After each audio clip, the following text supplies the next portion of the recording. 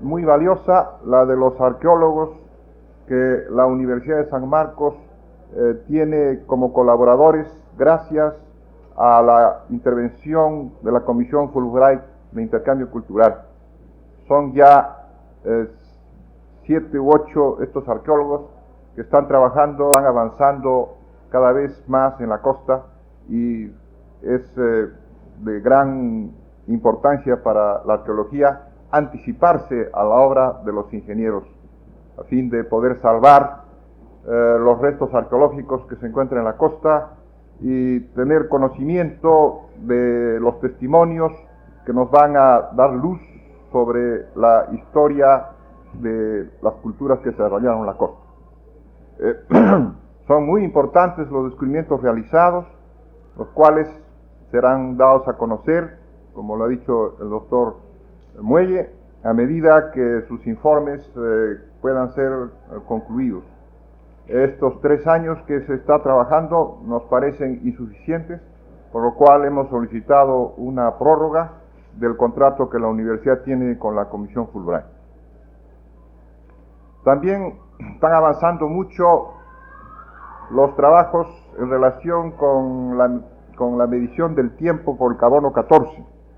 Sabemos que hay por lo menos ya unas cerca de 40 fechas registradas para objetos de la costa, pero ya tenemos la primera sobre la sierra, que es una fecha realmente que va a revolucionar muchos de los conceptos que teníamos acerca de las culturas serranas.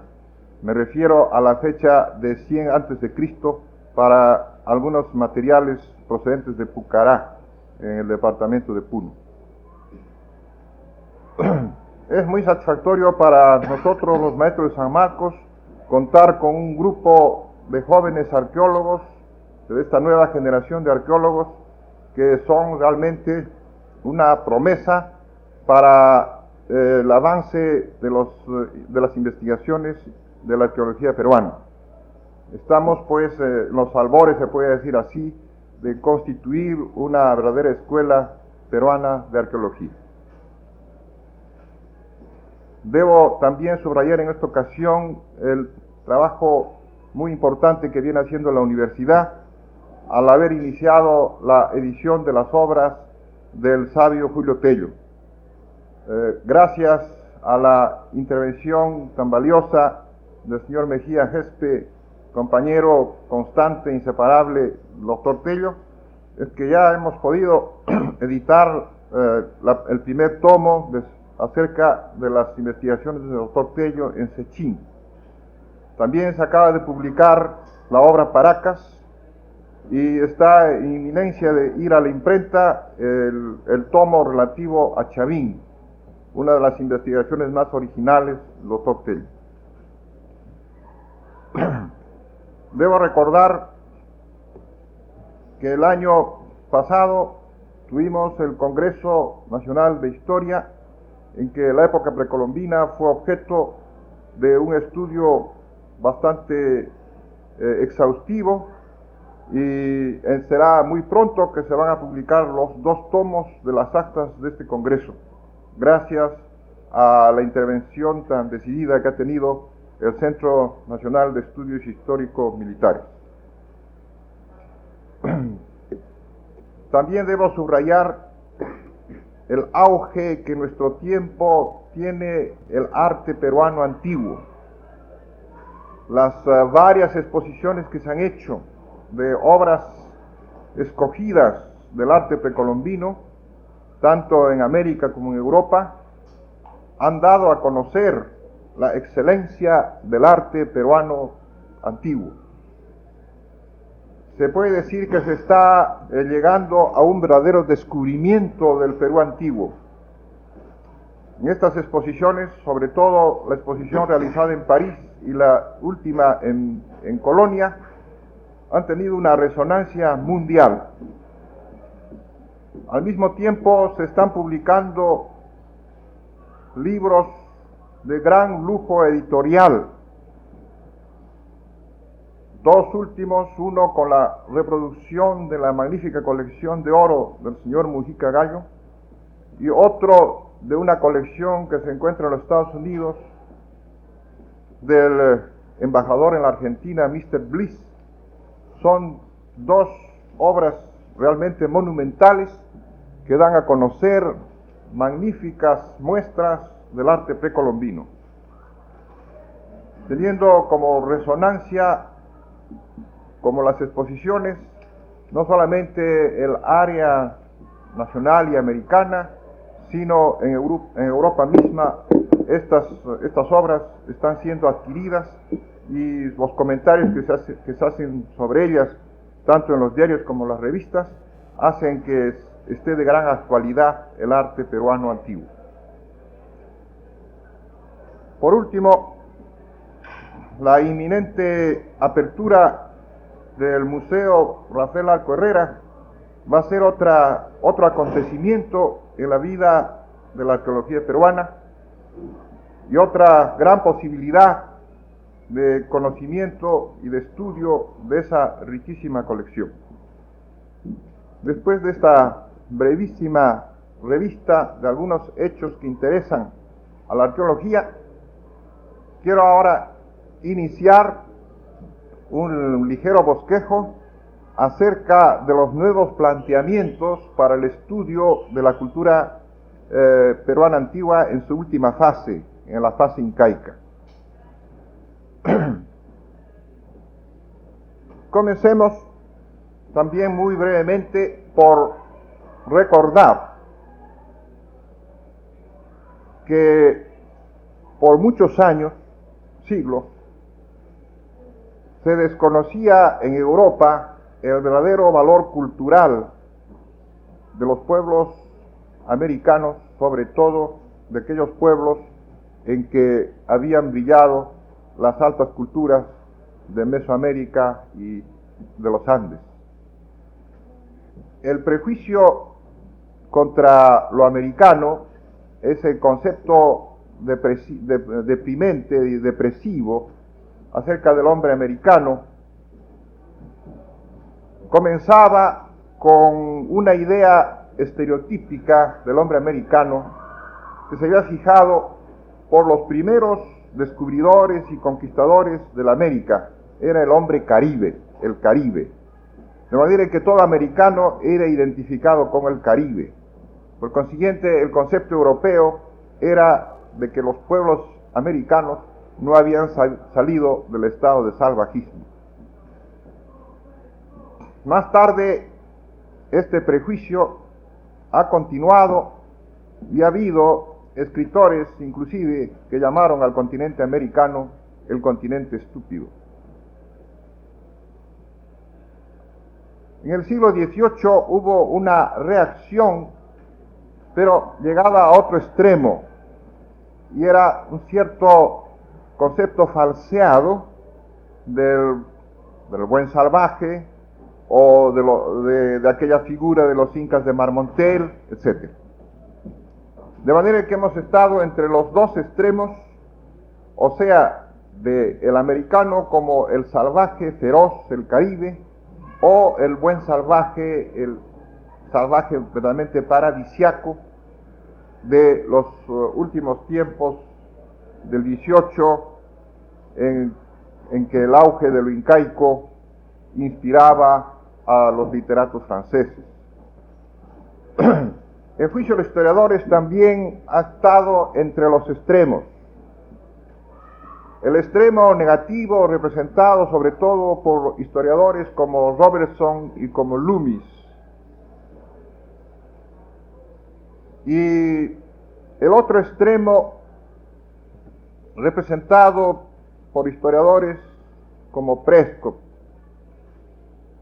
llegándose al momento en que historiadores nuestros como Ribagüero admitieron la importancia y la grandeza del imperio, pero no pudieron apartar la idea de que se trataba de un imperio barbárico, como llamaba Ribagüero en sus diferentes estudios sobre el Perú antiguo.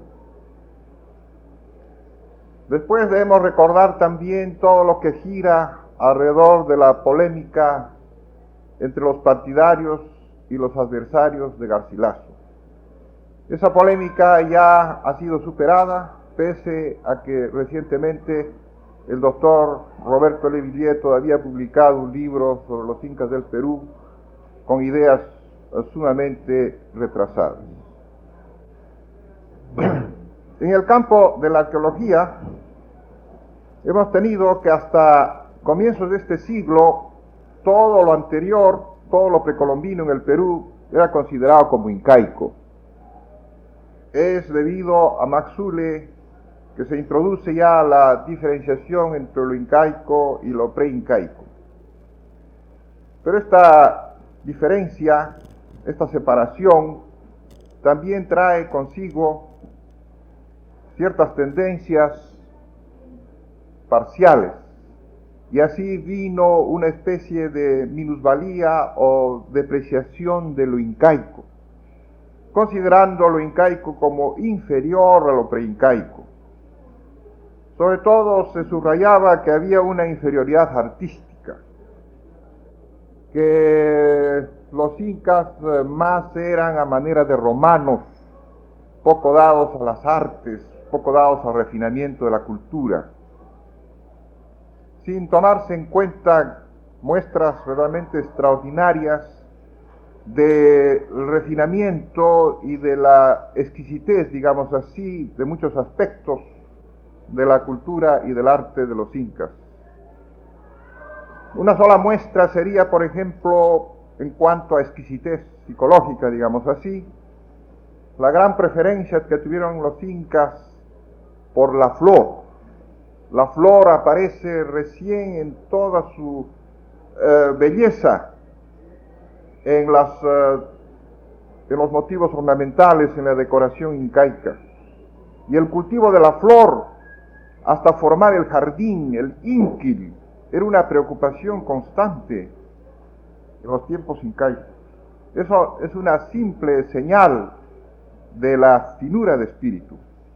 Ahora, respecto de la perfección técnica, habría que recordar que el fragmento de tejido más perfecto que se ha registrado en el Perú corresponde a un fragmento de tejido incaico.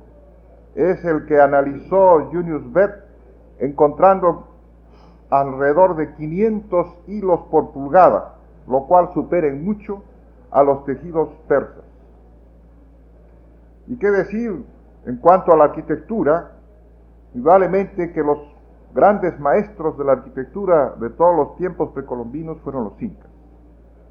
Y luego, de todo lo que se refiere a la poesía y a la música y el desarrollo mismo de las demás artes, así como la excelencia del idioma, todo eso demuestra que no estaban en lo cierto quienes querían disminuir la importancia del incaico. Esta diferenciación entre lo preincaico y lo incaico también trajo como consecuencia una gran confusión, pensándose que en el Perú habían vivido pueblos muy distintos, pueblos que nada tenían que ver entre sí, de tal manera que desaparecía por entero toda idea de unidad.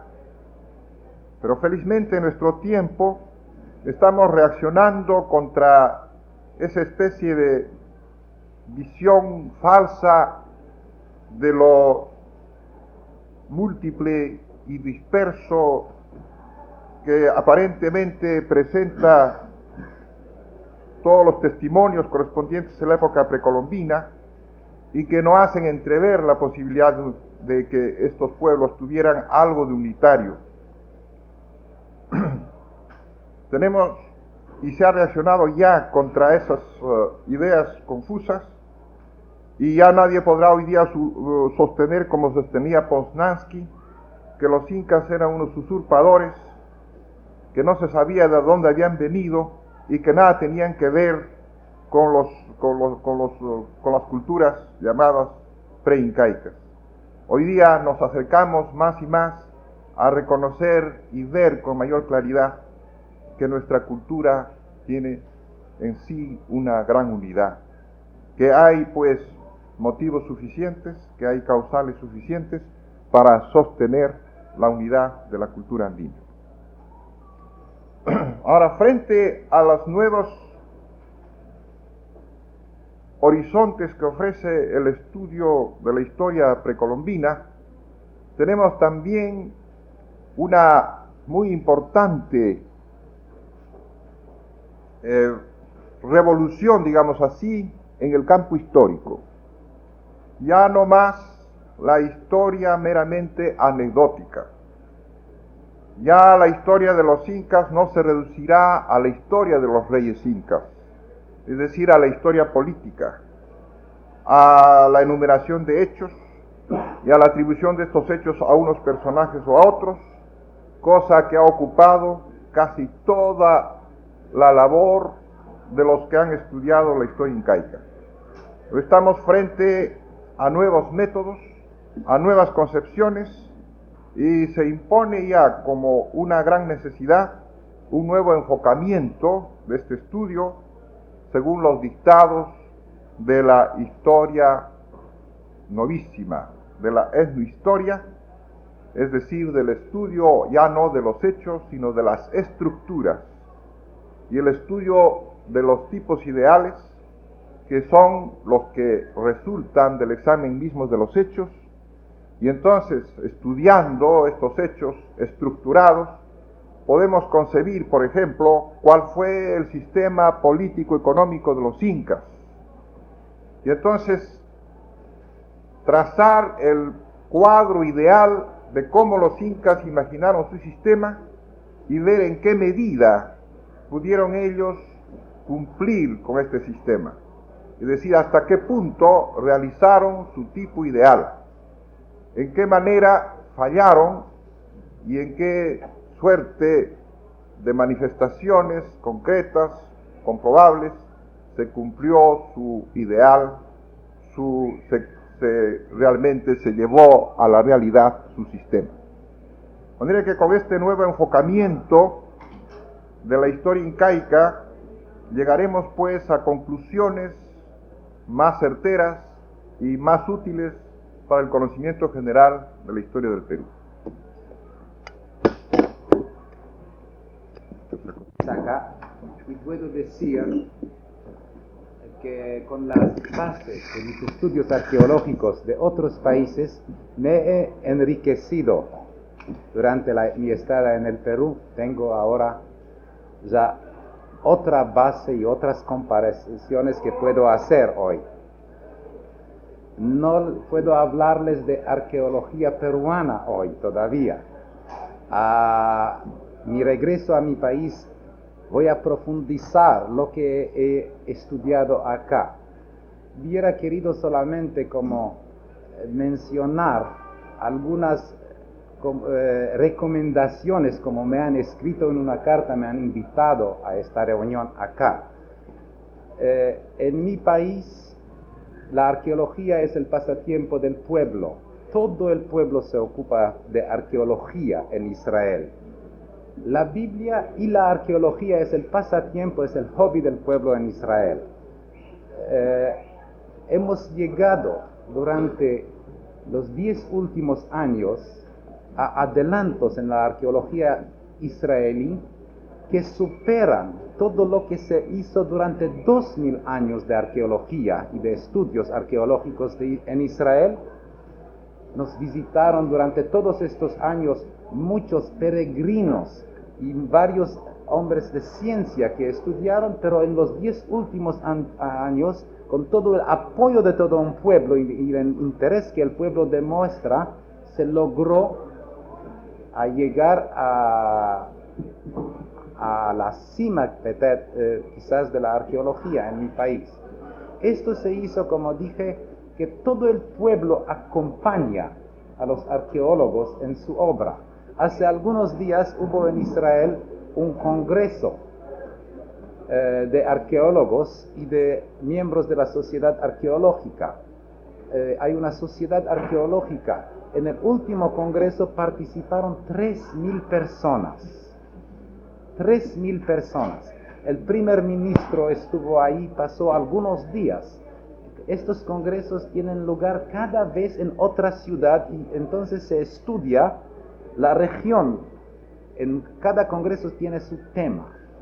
Hace 2 semanas solamente tuvo el último congreso, donde se estudió y 3.000 personas participaron, y todos estos miembros facilitan la labor arqueológica en el país y en el mismo tiempo dan la posibilidad a los arqueólogos a publicar sus obras.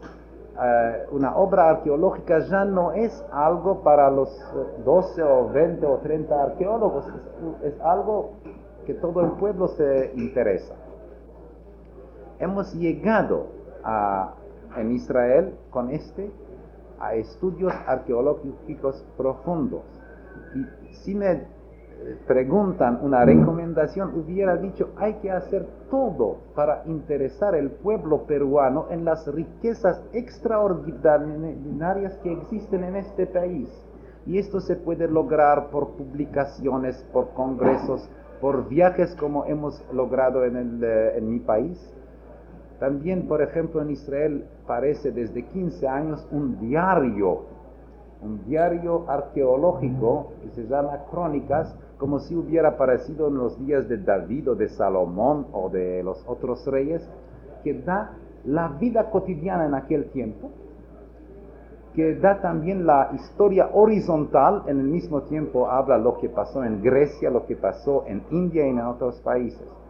Vale la pena, hubiera recomendado tratar de tener en el Perú por lo menos 2 o 3 números de tal diario que pueden interesar a todo el pueblo en estos trabajos. Y este diario hoy en Israel, que ya tiene 50 números, este diario hoy en Israel ya pasó las fronteras de Israel y ya le estudian también en América del Norte en varios colegios. Hubiera querido, la última cosa, para no tomar más de su tiempo, recomendar 2 cosas más. Me parece que es muy importante que los estudiantes de arqueología tengan también bases de arqueología del mundo antiguo, bases de arqueología griega, egipcia, asiro-babilonia y de mi país. Es muy importante de poder comparar, de tener criterios, de tener una medida de comparación en la arqueología.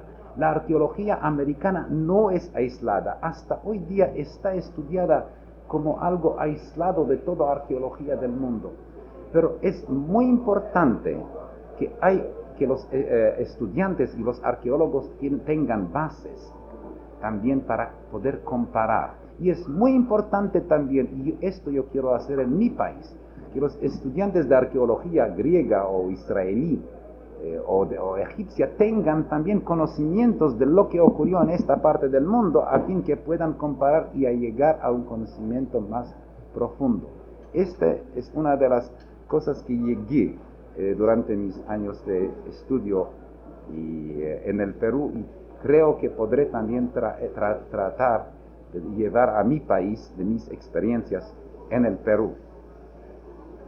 Eso era una también recomendación que quería traerles, que es muy importante de dar la posibilidad de comparación a los alumnos con otras culturas. Acá como se han apartado de la comparación porque en el siglo pasado y los siglos pasados querían siempre derivar todo del viejo mundo. Querían probar como si hay contactos, si hubo contactos, que el viejo mundo influyó acá o viceversa. No hablamos de no se sabe. Como reacción a se llegó a apartar totalmente la arqueología peruana del viejo mundo. No creo, no se sabe si hubo contactos. Contactos raciales sí que hubo, de esto no hay duda, que hubo contactos raciales y influencias raciales junto de Asia, de tipos mongólicos y otros, pero contactos arqueológicos directos no se sabe, pero por lo menos hay que tener una base de comparación. Eso es lo que quería decirles. Me he dado cuenta que en el último año hubo un gran desarrollo de la arqueología, en los últimos 2 años del interés a la arqueología en el Perú, y esto es muy alentador. y creo que se puede llegar acá a interesar a cientos y quizás a miles de personas en la arqueología peruana para poder facilitar a los que se ocupan de ella de hacer un trabajo mucho más fecundo y mucho más que sea al interés de todo el pueblo. Es todo lo que quería decir.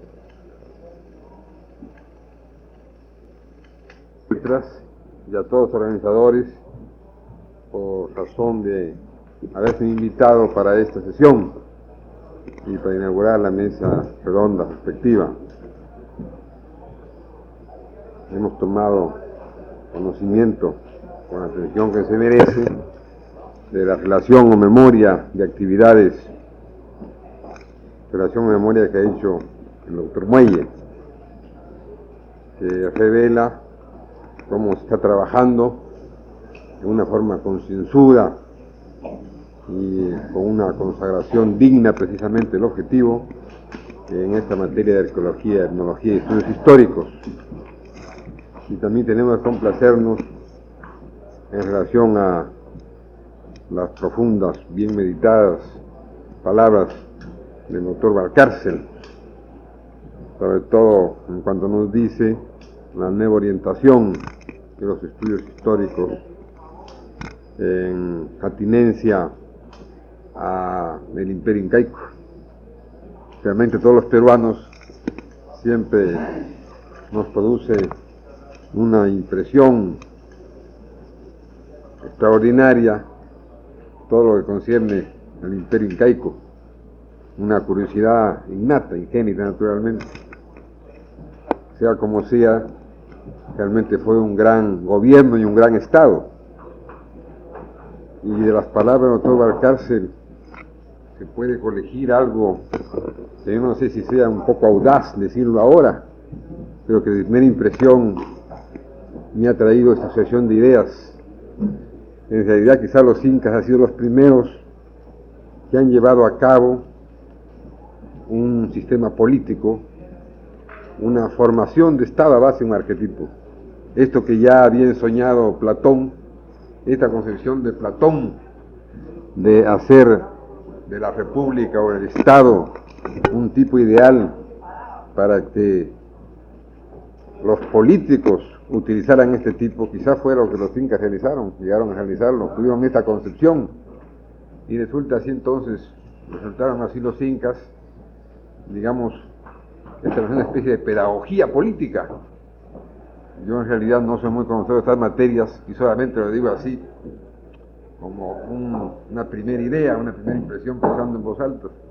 Quizá lo que pasó, lo que pensó Platón, de que el Estado fuese una pedagogía política para educar a gobernantes y a gobernados y no hacer distinción fundamental de vida pública y vida privada en lo que se refiere a esta orientación del Estado. Quizá los incas lo pudieron realizar, tuvieron una concepción, un arquetipo, hasta con la concepción de las diferentes clases sociales. Y agradecemos mucho las muy valiosas sugestiones del señor embajador que nos honra con su visita en lo que se refiere a los estudios de la arqueología peruana. Los conocimientos del señor embajador en esta materia nos permite considerar muy importantes las sugestiones, porque como él bien ha dicho, lo fundamental es hacer un estudio comparativo. Hoy realmente toda ciencia requiere comparación, y así como está tan en auge el derecho comparado, porque se considera que es imposible conocer instituciones jurídicas de un país en ese derecho comparado, también arqueología, quizá con tanto mayor razón en esta materia, como muy bien lo ha dicho el embajador, es preciso proceder a un estudio más intenso en este cotejo, en esta colación, en lo que se refiere entre arqueologías, para un mejor conocimiento de la arqueología nacional. Con suma complacencia, declaro inaugurada esta sesión de mesa redonda.